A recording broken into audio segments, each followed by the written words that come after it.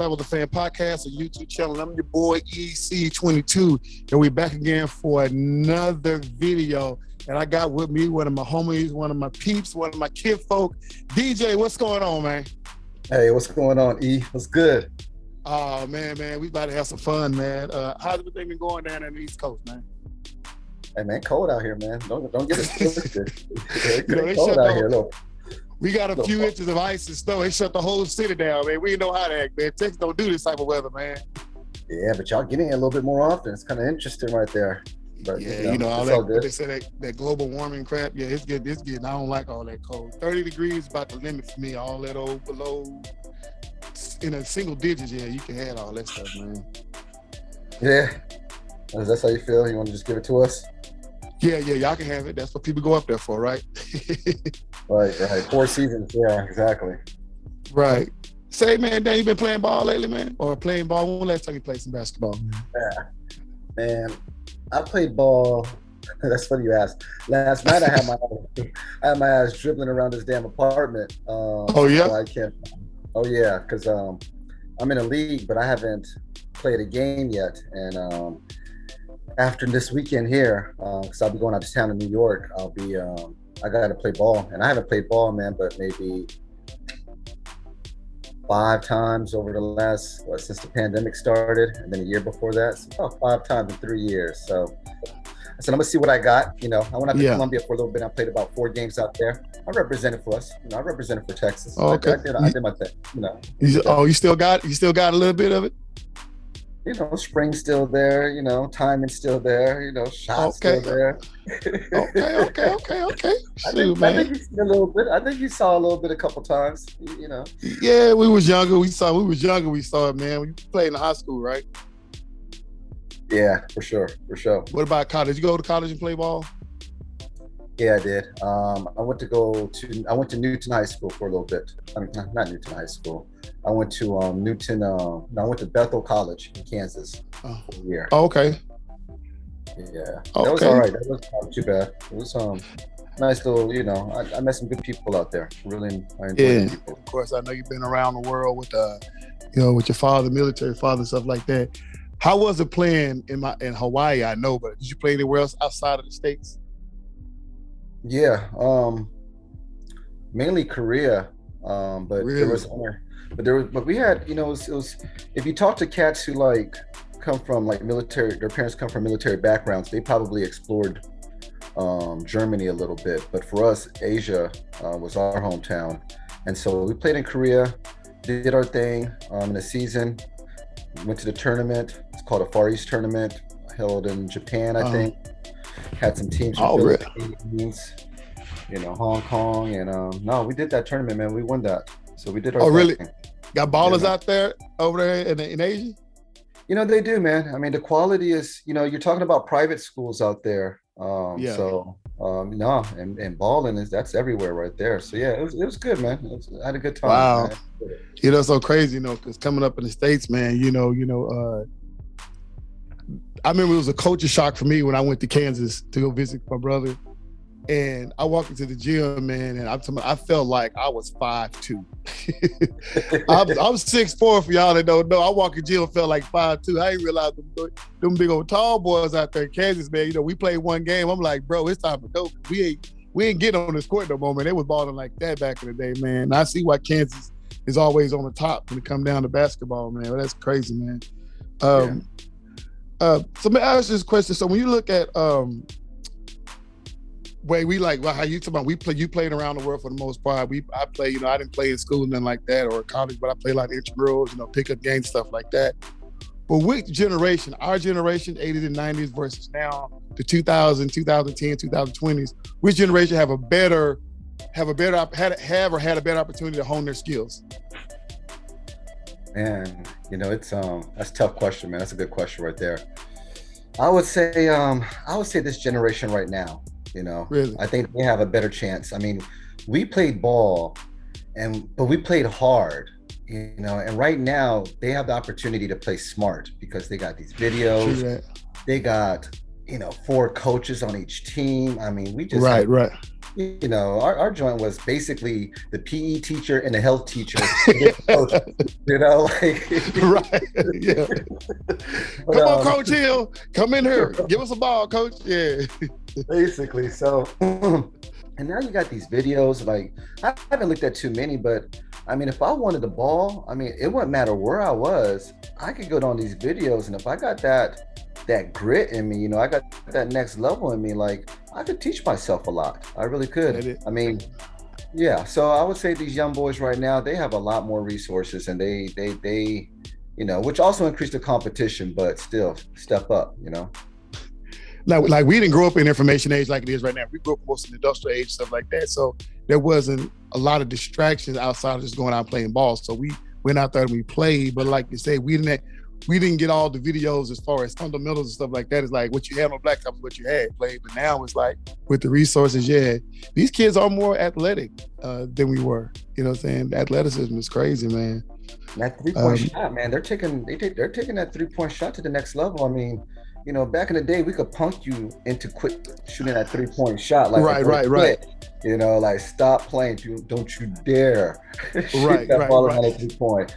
I'm watching games now, and I'm looking at guards that won't even come close to the league, and they feel comfortable, you know, taking a shot 3 steps back from the 3-point line, and coach ain't even pissed. No, it's like take the shot. It's like I don't get it. It's hard playing pickup games now because you know back when we was coming up, it was all about the big man, feed the post. The bigger you were, the solid your game was. But now, I pretty much is getting a cardio in when I go out to play because I ain't touching the ball now. I'm talking about. I played with a group of guys. I was the biggest dude, at least by 7 inches. You know what I'm saying? And probably outweighed everybody by at least 120 inches, 20 pounds. Dude, I did not touch the ball. They were just running and shooting. I was like, man, I can't play with these boys out here, man. Let me go sit my tail down somewhere. Yeah, see, and that, you know, and so there you go with the grit, the old school. No, you got to say something. You know, like I'm not saying that you were wrong for not, but right. They're like, yo, come down the court again, you know, and not throw me the ball when I got this advantage. Yeah. Keep pumping out them threes that you keep missing. I'm a rough you. You know, I'm a rough you. But I was gonna say, you know, I almost feel like, you know, because of the resources that they have, it's almost like, you know, similar to like a larger middle class in basketball right now. What I mean is that you have a lot of kids out there that could ball, they could hoop. And, you know, they could do their, you know, some of them could really do their thing, but at the same time, you know, that elite level that elite level is totally different right now. And it might be hard for people to see that on television and right. I agree with recognize, but you know, that boy Morant, I mean, just the NFL, you know, we talked about this briefly the other day, man. We seen a lot of crazy stuff going on. We seen some coaches get hired here lately. We saw Lovie Smith got a job down in Texas, so that's pretty cool. So I think at this point it makes 2 black coaches in the NFL right now. So I'm kind of torn between the ideal of saying, okay, is the NFL fair when it comes down to hiring black coaches, or is it that maybe some of the coaches that they are choosing to go with just have a better resume or maybe interview well? I don't know. Is the hiring process fair in your opinion? I mean, in my opinion, is the NFL hiring process fair? That's a tough one. I don't think it's going to be fair to our standards. And I say that because we don't have the ownership yet, you know, for us to go with the right-hand man that doesn't look like us and makes us comfortable. But that's a bigger topic. But I'm just saying that, you know, the standard, you know, it's our sport. Right. So absolutely. So the funny in me is like, the funny in me is like, look, if we end up getting black coaches, black owners, I'll tell you what's going to happen. You know, the CFL is going to become the number 1, like, you know, football sport because they're going to leave us. Yeah, you're right, They're gonna leave us. Yeah, you're right. XFL, number one XFL, comeback yeah, they're gonna go story. where we rock. Yeah. But I think that we have to keep in mind that we're still building, we're still growing, and this is a business. And yes, we represent a lot of this business, but this is no different than what we see when it comes to entertainment. It's no different than what we see in the music, in the military. Right. We see that we make up a great portion of the working class, the brains, the knowledge, but we don't get the leadership positions at the very top, because they guard it so well. Yeah. It's so funny because the Rooney Rule, I keep saying the Rooney Rule was put in place because obviously there was a big ruckus a couple of years back about the unfairness with minority coaches getting jobs. So they came out with this Rooney Rule. They're saying, okay, that you got to at least interview, because back in the day, you can apply African American person or anybody minority can apply for a position and they wouldn't even interview you. And so now it's just like, okay, we're gonna throw the Rooney Rule out there. They said, okay, if you put in an application, we got to at least interview you. And then I was listening to Brandon Marshall talk. He was making it seem as though that there's an extra incentive added to where if you do get a minority coach and they do well, then you have a chance to get extra draft picks. So I'm like, it's cool, but it's like, but here's the deal, Dave. It's like, why do we have to be incentivized? Why do an organization have to be incentivized to take the risk on an African-American coach? If you're a good coach, you're a good coach. You know what I'm saying? I mean, it's good to have that if you got it. So it's like, if you have the Rooney Rule for what it is, I can dig it. But that way everybody can get the opportunity to shine for themselves. But when it comes to that extra incentive, who wouldn't take it? So now it's like, now this Rooney Rule feel like you trying to force the hand of these owners to get a black coach, just so you can get an extra draft pick. So it all works out. Otherwise they wouldn't pick one up. It's like, I don't know, man. It's kind of hard for me to think that they have good intentions behind this rule. I think it was something thrown out there, just say, hey, let's please them all, right? You're right. This is the Rooney Rule was just thrown out there. I agree with you on that. Yeah. In a weird way.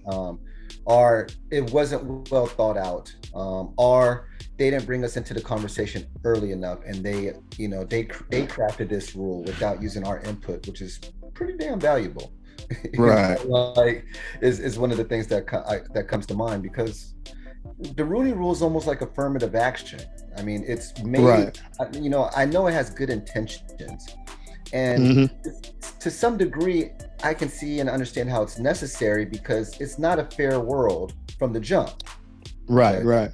But at the same time, there's certain things you can and certain things you can't force. With education, that's a whole nother level. But with sports, it's a business. And I can't think of any other model where a company seek ownership, the board is incentivized,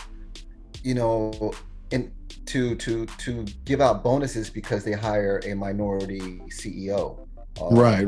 CFO. And for that reason, I do have a little bit of trouble swallowing it like you do, because, I think there's better ways, but, that kind of comes up to the corporate, thing in a wall that we're going to hit often, which is, they're fighting us. They don't want us to get to that level yet. Right. The carrot is there. We're close.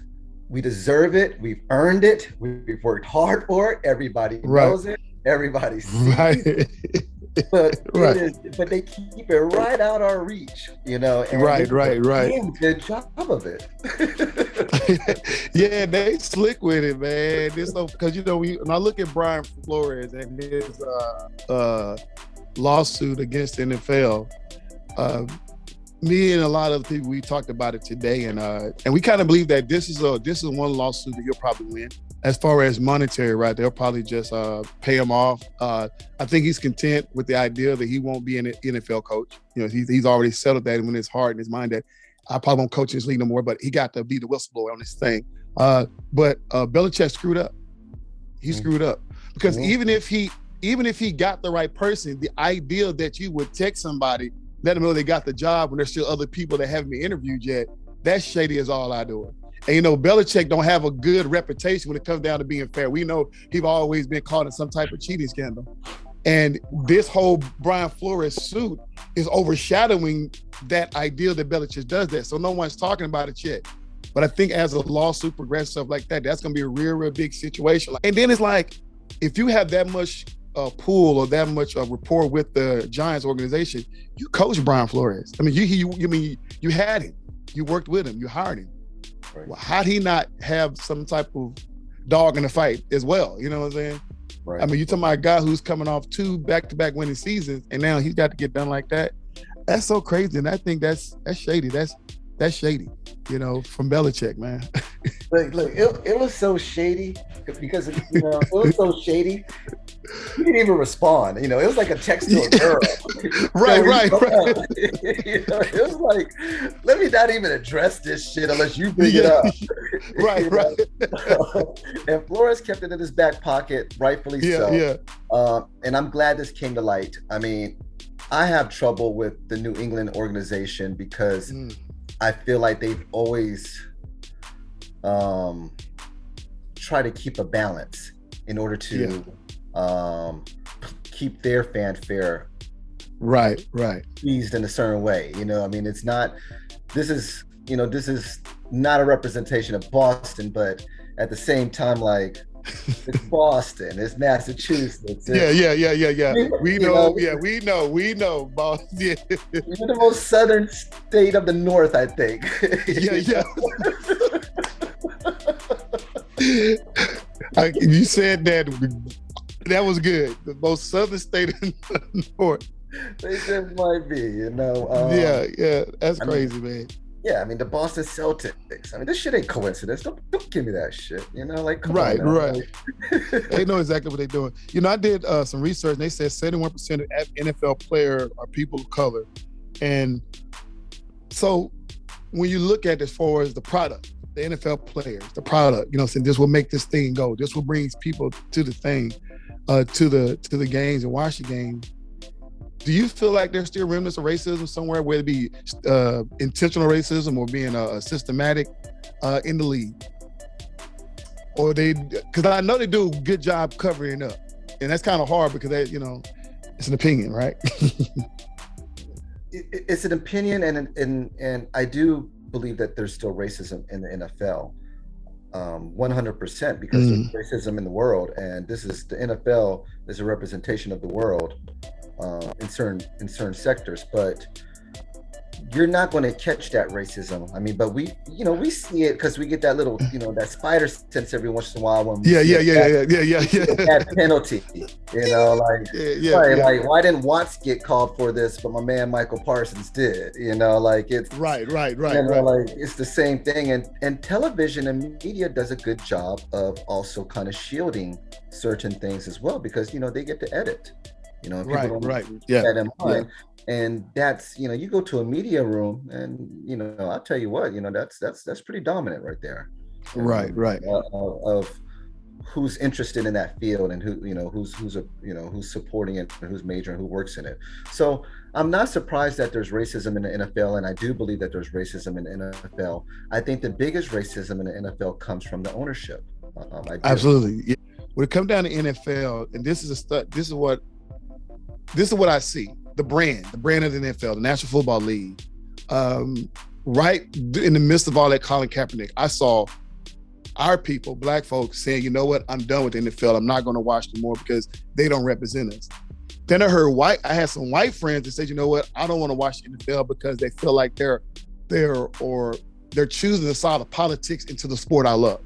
Well, they're not the same flag. They're disrespecting the flag by kneeling down. Right. And some of it wasn't even talking about the flag. They were just talking, the way this one guy put it, he said, man, flag, stand, sit, it doesn't matter to me whatsoever. I get social injustice, but the sport I love, the one place I can go and just watch a game, why did we let politics get involved? Why do we let, the outside get in? this is a sport I just want to come to have fun. I can go to certain CNN if I want to hear that. I can go watch MSNBC, whatever, to watch that. I don't want to turn on ESPN and then got to hear, or whatever, and hear this political fight over social injustice. And I was like, I said, first of all, you're wrong. I told the guys, hey, I don't agree with you on that, but I understand you coming from a pure heart. I said, but you're going to just boycott the league because of that, because you don't want to hear about it. And the person was very strong in his stance, like, yeah, I'm done. And this is a person who, every time I see him, he just had to talk football. And now it's like, I'm done. And I was like, wow. That, and of course, we all know there's a lot of African Americans that said, you know what, I'm not watching NFL until they feel that the NFL do more. So, does it hurt the brand? Knowing that there's difference of opinion on both sides, there's boycott on both sides, does it hurt the brand? Do you think? I mean, I think last year, Kaepernick hurt the brand, okay? Yeah. I don't think Flores is going to hurt the brand, is what I'll say. With that example you gave of your boy, you have some that'll point to that and say, that's the lack of empathy that, comes with white privilege, because you don't understand that when your voice is suppressed so much and they don't give you a platform to speak anywhere, that you have to take it somewhere where you have your platform. Right. Was. Okay. I like that. That's what that was. It's like, hey, y'all are not hearing me. So let me go ahead and do it another way that will that will make sure. I don't think Kaepernick expected this to happen. I really don't. Right. But Flores is prepared for his career to be an end because of this, because he does understand that now the NFL, where we're at right now with the NFLs, we're losing a front line. Kaepernick was a front line soldier, of the players. Flores is not going to get that popularity, but he is a frontline soldier of the coaches. And, it's going to take sacrifices like this in order for us to be able to achieve what we've worked for, what we earned for, what is coming to us. So, I am glad that Flores did this, because I'm glad he has evidence of this, and I'm glad that he has enough ugly evidence about it. The Belichick thing is a huge thing. I mean, 2 days before you even go for an interview, like, come on, like, right. Yeah, people can say whatever they want to say, but you can't dispute the fact that they were at that point just going to shadow interview him. Right. Exactly. And that's his point, is that, hey, y'all aren't taking us serious. I don't have a fair chance. That proves it right there. The thing about losing and stuff like that, and being paid $100,000, I think he said about Cleveland or somewhere else that he was at, or maybe where he was, his last coaching job. That's, that is what's going to get him barred, and that, in a way, is giving the owners the ammunition to try to, because of the way they think, and I'm not trying to make this too political, but like, it's real. Just say they think Republican, and we know how they see things and how we see things. So him saying this is saying, hey, enough is enough. They're going to look at this and be like, aha, whistleblower, not lawyer. Right. Keep no damn secrets. Right. When you're testing a man's integrity and telling him to throw a game that he loves, and that he has players that are giving their damn all, and getting injured and hurting limbs for life, and who's going to have concussions and headaches for life. Right. So I'm glad he did it. He's a soldier to me. He's going to take that hit. I don't think he'll ever coach as a head coach again in the NFL. Right. But we need this lawsuit victory on the books. I mean, what do you think, man? I mean, it's we're getting numb to this. So here's my thoughts. Here's my thoughts. It's so funny because when I was somewhere around the house doing something, I had my phone with me, and all of a sudden an alert came through, and it showed it was a CNN, and it said former NFL coach sues his team, and that's you just gave me a little thumbnail, a little topic right there. And right then, I already knew, I said, it's Brian Flores. So as I started diving into the Washington Flores, I discovered the players liked him, the coaches liked him, but it was the upper management that liked him. They had some disagreements. And I was like, wow, you know what I'm saying? I mean, Mike Tomlin first interview was at Miami. Okay. And he goes to Pittsburgh. And those guys said it's something about the Miami organization, because had he would have went to Miami, he wouldn't have been in the league like he wouldn't have got that type of, and they're trying to make it seem like there's something going on in the front offices with Miami, you know. I mean, to be fair though, think about this. I mean, nobody gave Tomlin a chance in Pittsburgh. I mean, we thought that was just for show. I mean, everybody was shocked on that. I mean, I don't know. Right. I was shocked on that. Like, wait, Pittsburgh? You know, because Pittsburgh's right next to Boston to me. Okay, so this is what it is. Yeah. But like, so I was very surprised, about that. And to speak on that, actually, it's kind of surprising that over this season, we were hearing the commentators saying that Tomlin's job might be in jeopardy. Yet this boy done made it to the playoffs with, a half-broken damn donkey, going up the hill with Roethlisberger. Juju gone. I mean, you can't name anybody off the defense anymore. Like, besides Watt. I mean, so like, I thought, Tomlin, if Tomlin was white, this is one of those situations where we're like, the boy already got a statue coming up in front of the stadium, and they're going to let him bow out. I mean, 2 Super Bowls, going to the playoffs all these years in a row. I mean, what else are you asking for here? What else are you expecting the next coach to do? Right. So, but with Flores, Flores is, Flores has experience. He's been in the league a little bit, so that's why he has some ammunition and some things in his pocket. I personally think that 3 years as a coach, if I was an owner, I don't want to hear about you talking about next year. You got 3 years. If you got 3 years, like you can't make a turn in 3 years. Like first year, write it off. Second year, getting that chemistry together, building that core. Third year, we got something. So let me ask you this question, because that's a good point. So what is a good, because 3 years is kind of a long time for you not produce, but we're talking about somebody who had back-to-back winning seasons, right? So what are we gauging? Are we saying 3 years playoffs? Is that the ticket to be successful, to make the playoffs, or just have a winning record? Because he had a winning record. He had like a 10-6 last year, but 10-6 obviously in the AFC was enough to make a playoff spot. Then he was 9 I think he had 9 wins, because they won his like last 7 games, whatever, but he just barely missed the playoffs. But it was still a winning record. So I don't know. So playoff or bust after 3 years. I think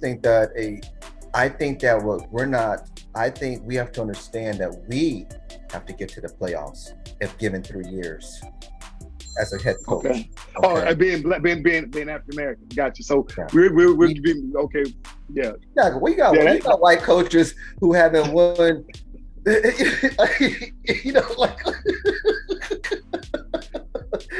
mean, like, say it. How did Jason Garrett keep his job so long? You know what I'm saying? Right. As soon as he get fired, he go get another job.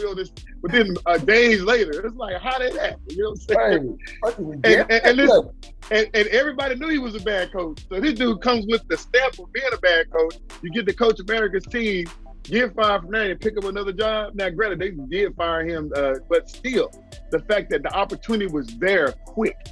You know what I'm saying? And couldn't win in the playoffs, man. And yeah, you're right. But you did make a point about Tomlin that I liked earlier when you talked about how at the beginning of the season, they were like, hey, this may be Tomlin last year. He may go out with Roethlisberger and stuff like that. And they had a pool. Waylon preseason was saying that, and everybody on the panelists, it was maybe like 5 guys on the panelists, and everybody that got a chance to vote on this segment of ESPN First Take, all agreed that this would be Mike Tomlin's first losing season. And nobody gave him a chance to have a win. They said, this is it. You know, man, everybody heeding their words up now. They did start out kind of rocky, whatever, but this was before they played the game. They already said this.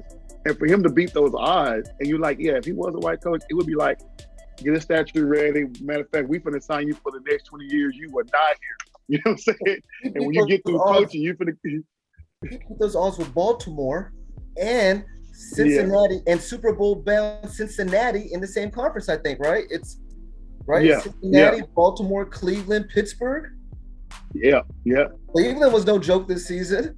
I mean, Right, right. that was Yeah, a they had a tough tough season, but conference. That yeah, was a yeah. tough conference. He But did that that. was at the beginning of the season. That's the reason why they said that he was going to. That was the biggest reason why they said that he wasn't going to make the playoffs, because that at the beginning of the year they considered it to be the toughest division in the NFL.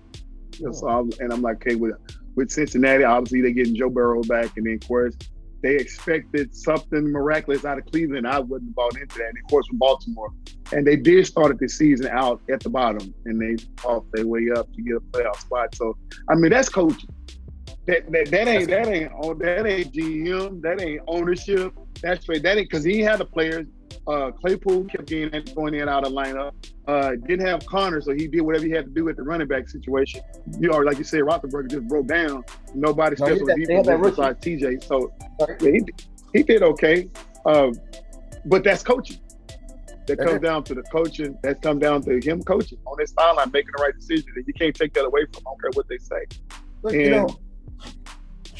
Look, I was going to say, I got more beef. Sorry to interrupt. I got more beef with the way Houston Texans did their coach by only giving him a year without Deshaun Watson, and then turn around and hire another black coach after interviewing 6 coaches. This is kind of, I think that one right there, like, is a little bit more in your face. Felt that after, I felt like after, just my opinion, I felt like they was headed in a different direction until Brian Flores, kicked the beehive. You know what I'm saying? And we weren't going to be the one. That was one of the best business moves, because they messed up so many moves by getting away DeAndre Hopkins and getting rid of Deshaun Watson, that they finally, that was probably their smartest move, was just making it quick, like you said, and hiring a coach and saying, y'all look at Miami and Flores, but don't be looking at us. Right. Because they did that coach wrong. One season is wrong. The NFL, I think they kill coaches' career, and primarily African-American coaches' career, because just like you said earlier, we don't get the same handout. We have to go in and basically dot every I and cross every T just to even get a consideration for a next 2 or 3 years.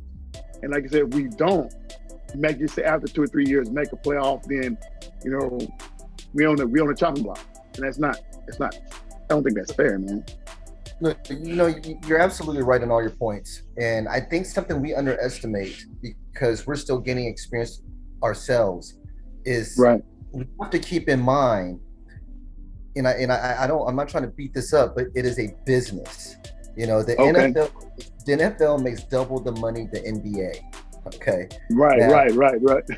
And these owners do a lot less work because there's not no 82 games or whatever the game is at counting. True that. Right now. So that's right. You're talking 70 less games of jet fuel. And staying at 5-star hotels. And right. You get to the microeconomics of things. But on top of that, they don't want us, the NFL is not going to let us become owners, because those deals are made before they go public. It's almost like a courthouse. Those deals are made wherever it is they meet at, which they probably meet at, Jerry Jones, a billionaire, all of them are billionaires basically, right? So they see each other on places where, that's outside the NFL. And that's when they're talking, that's when they're making these deals. That's when these plugs are put in. Them talking about Tomlin's last year, I wouldn't be surprised if somebody was like, hey, Tomlin, they gave him the remember the Titans. You don't win out, you don't make the playoffs, your ass is gone, right? Right. Somebody slipping a note up under his door at the hotel. Right. Get the word out there. But the NFL is about that money, and it's going to take a lot for them to give us a team, because it requires timing and approval and a lot more money, So with the NBA, think about this. Jordan had to be the GOAT of the damn world to get his damn team, not to go to the NBA. Yeah, not the goat of the CJ. He had to be the goat of the world. You know what I'm saying? That's like Muhammad Ali trying to become Bob Arum back in the day. It wouldn't happen. But Jordan, they made him work for it. Jordan had to play so many rounds of golf on us, so many rounds of golf to get this deal closed. I mean, but he got it closed. And then this is going to be my point. And then from there, we're all wondering, why is it taking why is it taking the Hornets so long to get good? Because now they're finally a contender with Ball. But I think it's the same thing as the NFL, and I think it's the same thing as politics, which we don't see, which is even if they do put us at a certain point, they still undercut us. Okay. Still undercut us. They don't make it easy for us to do our job. Jim Brown was doing. Jim Brown was playing football. He said he watched his blockers not block and just flop on the ground. He knew he couldn't go down. Because he said he'll still come back to the huddle and say, "Give me the ball." Right.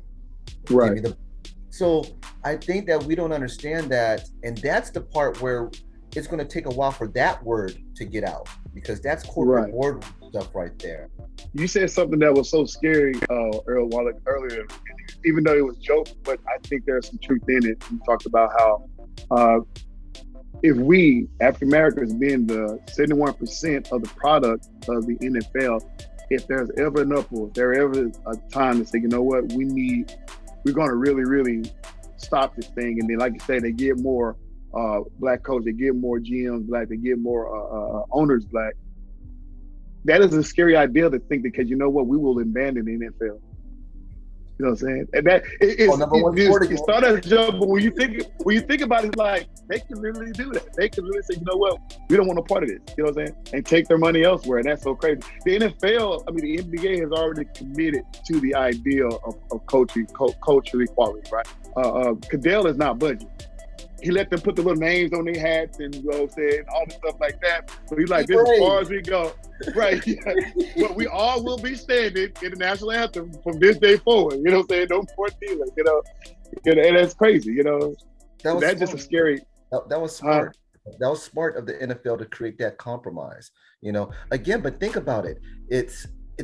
They gave us a smaller voice. They took it from the knee and they gave us a little thing on the back. Right. You know what kind of vision you have to watch that, to see that from your normal, position on your television. You know what I'm saying? Be up on the screen like this. What'd that say? Right. People still think that people think that joint still says Russell. Right. Old school Elvis. Say her name. Who's her? Who's her name? Who is that? I don't know. But you say that was a compromise, yeah. That was a compromise. I guess, at what point, and I'll say this, and we can have a discussion about this and we can just close it out, but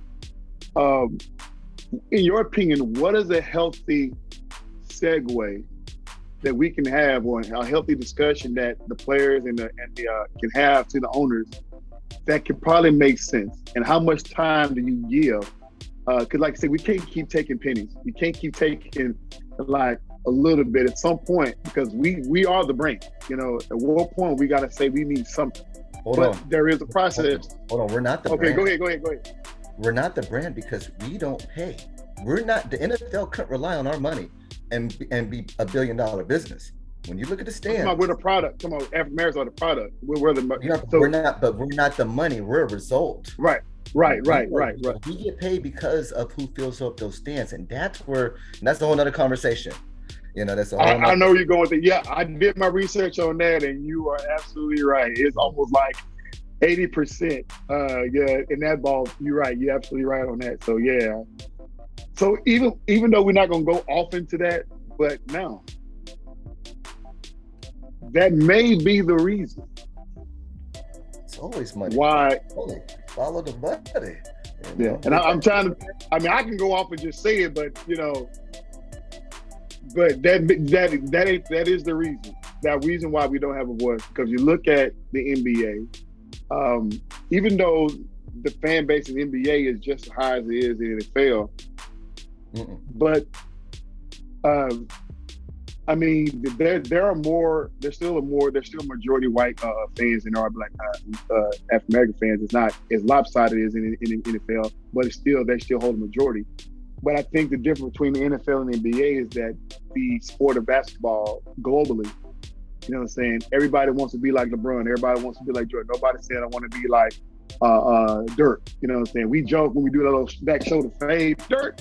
But ain't nobody trying to fashion their career after Dirk. Ain't nobody trying to fashion their career after Jason Williams, as cold as he was. We went AI. If we get Jason Williams, I'm going AI. Nobody. I got that Jay Will going on. Like, and it's so. I mean, it is what it is. That's what the game of basketball does. You know what I'm saying? Because you have to pretty much embody the culture. Because I heard one guy talking about the parallel between hip hop and basketball. You know what I'm saying? The culture of hip hop versus basketball, how they're married together. And so you can't be a hooper if you ain't, know the lingo and the culture. But that argument you raised up is interesting. Having that conversation about basketball or any sport, American sport, and the hip hop business, because it's still the same ladder. We don't own, but yet we are the makers. I mean, you listen to any commercial, you listen to any volleyball, like pump you up music, like any intermission is our hip hop. Right. It's not born in the USA, Bruce Springsteen. It really isn't. But this is the thing, it's on to touch on what you were saying about, the difference between NFL and basketball and the culture of it, is you got to take a step back and understand that, the NFL is an American sport. Basketball is international now, and so the white boys we see in basketball aren't white boys. Right. These are some German, Argentinian, Spanish. They lighter than me, so therefore, a little bit lighter than me, so therefore they're called white. You put me underneath, some stadium lights, and I might be white too. I don't know. If you didn't know, but it's an international sport, and it's a lot more publicized than the NFL. And you brought that up. Nobody's trying to be like Brady. Nobody's trying to be like any NFL player that we know of. Right. I mean, somebody might like Mahomes is getting good notoriety right now, I'm sure, in the international world. But you're still not going to see no kids overseas picking up a football and playing it down the street, because nobody's going to play with them. Right. Exactly. You're right. So, I mean, the basketball and football culture, you're talking about a big money difference. I also feel like the intimacy of basketball of 12 players versus 52 means something, because you got players in the NFL who up until the NFL probably only played in predominantly white schools, from the Wisconsins, the Minnesotas, the Northeast and stuff like that. Our the linemen. Right. And so, I think basketball and football, they have their differences.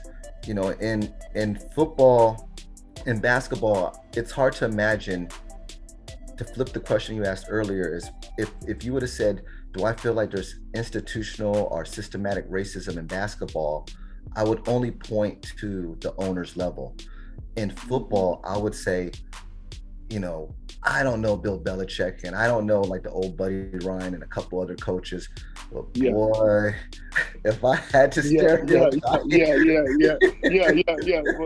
right. You see, If I especially Buddy Ryan, especially Buddy Ryan. I ain't got no easy words for that guy. You know what I'm saying? And, Belichick. I mean, Belichick. I like him as a coach, as far as him being that coach. But when I look at him, I don't see him, hugging, embracing, and hey, let's go. I don't just see that out of him. If he does do it, that's fine. But I just don't see him being that guy with good intentions. I think that he's the coach who just got away with going out, being a guy who's got away with doing it his way. He got the right owner. Right partnership. He really did. Now that's funny, because you got Robert Kraft out there hanging with all these black kids, all these rappers and stuff, and going and get caught up in brothels and stuff like that. So it's like, what is that about? It's like, you just as He's studio gangster because we wouldn't got caught at no damn massage parlor like that. Hey, Kraft is a unique story on his own, with everything he did and what he would let his woman do. But Belichick, Belichick, and we could be wrong. Belichick could treat all his players the same, and it could be the coach that we don't know, that's not on our radar, that's the most hateful coach out there on the inside. Right. We don't know, but what we do know but what we do know is statistically in the NFL, there's a lot more racism and stuff like that going on. While the NBA is kind of deemed as a cooler sport, like we're a lot more accepting. The basketball players is if you can ball, and we can tell a lot easier if you can ball because it's only 5-on-5 or 3-on-3. Right. You can't just it's so great football team. When I watched the I Am Athlete, they interviewed Antonio Brown. Now I remember when I watched it live, him acting the fool when he took his jersey off to Miami and left the field. I was harsh. I mean, I would tell everybody this guy should never play another down. He's stupid, he's crazy. How many chances you get? I mean, I was like rough. Like, no, you cannot tell me. So I even one of my videos, I said, hey kids, don't follow this example. If you're gonna leave a job, leave it right, leave it great. You know what I'm saying? But then it's amazing when you hear somebody talk and tell their side of the story. Dude, I was like, I get it. And the way, basically what he came in, he said, listen, he was talking to Brandon, he said, listen, I get it. You do things a certain way. I have the right to be my own person and I do things my own way. He said, it's not about the money for me. It was at a point to where it's like, you know what? I am not going to let you do me like this. And this is the way. I said, I could have done it a lot of different ways, but this is a way that I just chose to do it. And he said, whether it left a bad taste in other people's mouth, he said, but I will not be controlled by what somebody say is a right or wrong way. To me, there is no right or wrong way. It's my way. It's my life and my decision. I did what I felt like I need to do, and I'm good. And I was like, I can't argue with that. You know what I'm saying? Because any argument I have with that will be me trying to convince him to think like me. Now, the statement he made, he said he was hurt, and he told me he was hurt, and they seemed like they didn't care. So the question is, was it him not getting his incentives? Or was he hurt? Out his own mouth, he said he's hurt. The incentive stuff came from other folks who were just chiming in. So I can only believe a man when he says out of his own mouth, and I can't call him a lie unless I have proof to him saying otherwise. Hey, so it's like, look, you don't have to. I'll say, Antonio Brown, you a lie.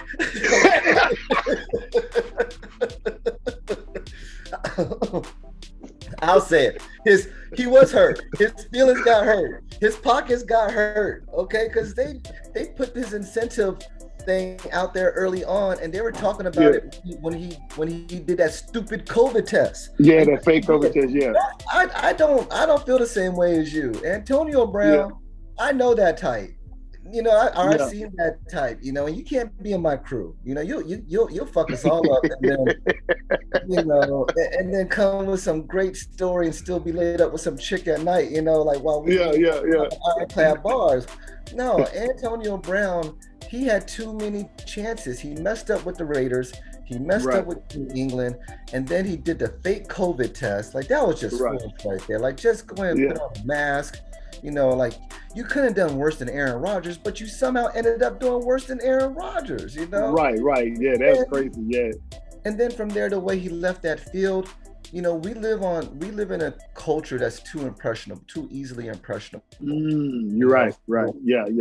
Once to go far left with it, once those school shootings started, we knew that shit wasn't going to be the last of it. And it hasn't. And it kept on going. And then it comes to random shootings in nightclubs and theaters. And, like, that's nothing new to us. We've been doing drive-bys for a long goddamn time. So we know Right. But it wasn't the first time we saw it on film was a menace to society, and boys are good. Yeah, like you said, but now it's being more publicized in the information age where everything is available. You're right, it does spark things in people's mind. These young minds say, I'm gonna do it too, because like you said, he did spark some kid in high school to do the same thing. Hey, and we probably catch it on YouTube, but it may not make news. But I'm pretty sure some probably have already done it so far this year. I'm gonna be like AB. Yep. There's some wait to that kid. Yeah, I'm gonna wait till them lights come on. I'm gonna stick it to them. Hey, them And that's only Friday Night Lights, Texas Friday Night right. Lights, boy. You see, that was the main beef I had because it's like, kids don't follow that example. It's you know what, you're absolutely right. And that's why I don't agree with Antonio Brown's actions, the way he did it. I mean, look, Antonio Brown, we didn't see you limping on the side of the field. I mean, and I've seen some football players where you're like, just stay down, and they still get back up, yeah, right, and run the ball. Who's my man from Tennessee Titans right after they left Houston? The running back before Henry, Eddie George. Eddie George used to punish people. I used to see his skin split and just blood right there, like the boxer's eye or something, like bicep, just boom, like winking at you and shit when he grabbed the ball. Yeah. Antonio Brown, you wasn't that hurt, and if you were, you could have just stayed on the bench and handled it professionally because, I didn't like it because, and I know that we're going to have our moments and we're going to have our individuals that do things and that go out of pocket. And I'm okay with that because sometimes we do need to go out of pocket, like a Flores, like a Kaepernick. Right. Sometimes we do have to come out of pocket.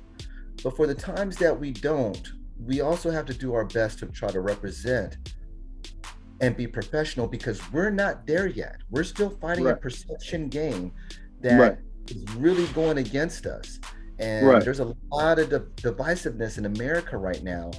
And we got, the inside joke is we see somebody do something stupid and white people all around were like, yep, you just took us back 3 years, or 3 months, right?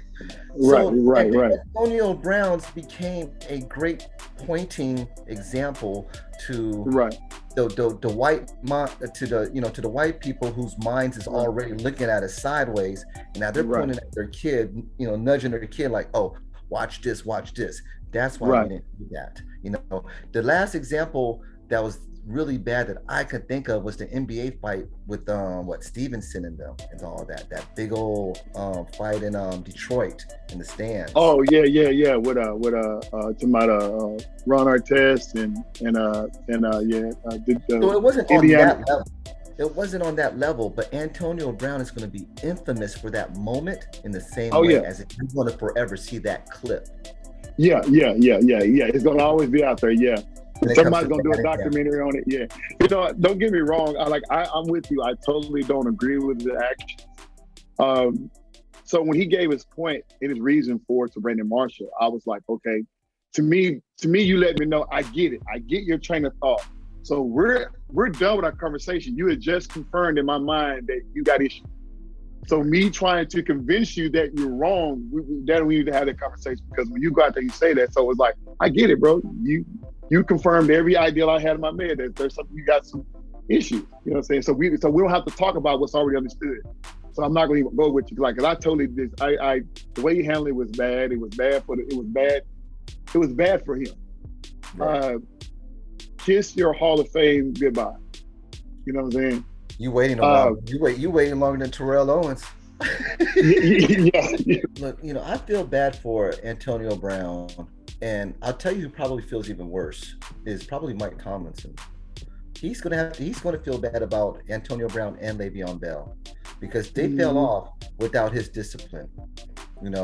Antonio Brown is that dude. Okay, Antonio Brown 100%. My personal opinion is going to regret, maybe not the money, which I think he is going to regret, but it's going to be the stats. That's why Tom Brady's staying in the game. Tom Brady is saying, I'm going to set the bar so fucking high, that you will forever remember me in my name. Antonio Brown was the difference of the Chiefs not probably winning the getting to the Super Bowl. It could be easily argued. And he knew that, and he did that. And he may have hurt them for 1 year, but he took 3 steps back on that hit. He did. And I think he's really going to regret that. Statistically, he could have set some records. He could have been forever special. But he was the original Tyreek Hill almost. Antonio Brown is like, bro, you may not realize right now because you're still young and you still, got your pride and ego and stuff to deal with and your rap career or whatever that is. You know what I'm saying? But when you come 50, 60 years old and you're looking over your life, and you know what I'm saying, you're like, man, I killed my legacy. I can tell my kids that I was a great player, but nobody's throwing film on me. Nobody's bringing my stuff up because I'm a disgrace. You know what I'm saying? I can pull out a book to show stats, but it's information age. We don't care what that book says. We want to see the film. We want to see it, right? And he's not gonna have that. And then it's like, and then you see all your friends that you're gonna watch guys get in the Hall of Fame, but don't even have close to your stats get in before you, and it's gonna do something with you. And I believe eventually at some point you're gonna come around and it's like AI. AI wasn't going to the Hall of Fame. It's ironic that AI came out with the documentary, and then that very same year it got inducted to the Hall of Fame. Should have been the first ballot all this time, but then he did damage control. Let me do this documentary and then get in the Hall of Fame, and it worked. You know? Well, they found out that he also had that damn, he put that money to the side, even though his ass is broke now. They thought they broke him, but no, he re-upped in like 3 years. His agent strategically put that aside because he saw the writings on the wall. This dude gonna be broke, so he put that money aside for him. Good job, agent. Good job, agent. Great job, agent. Great job. I'll hire your ass any day. For real. Hey, man, it's been a great conversation with you, bro, man. I love it, man. We gotta do it often. Man, do it again, man. This has been real laid back, man. I appreciate it, man, for showing me the love, man. Any final words, man, for the people? Hey, man, just shout out to the fam. Shout out to all the listeners, man. Help help make this channel blow up. Subscribe, spread the word about it. You see E doing his thing, representing from Dallas, Texas. Get behind us, all right? Man, I appreciate the love, cuz, man. We'll talk later, man. Appreciate it. All day. Holla. Thank you for tuning into the Fairweather Fan Podcast on YouTube channel. If you like the content, show your support by liking the video and hitting the subscribe button. And if you want to be a guest of the show, please leave a comment or DM me. Man, we can make it happen. I'm your boy EC22, and I'm signing out.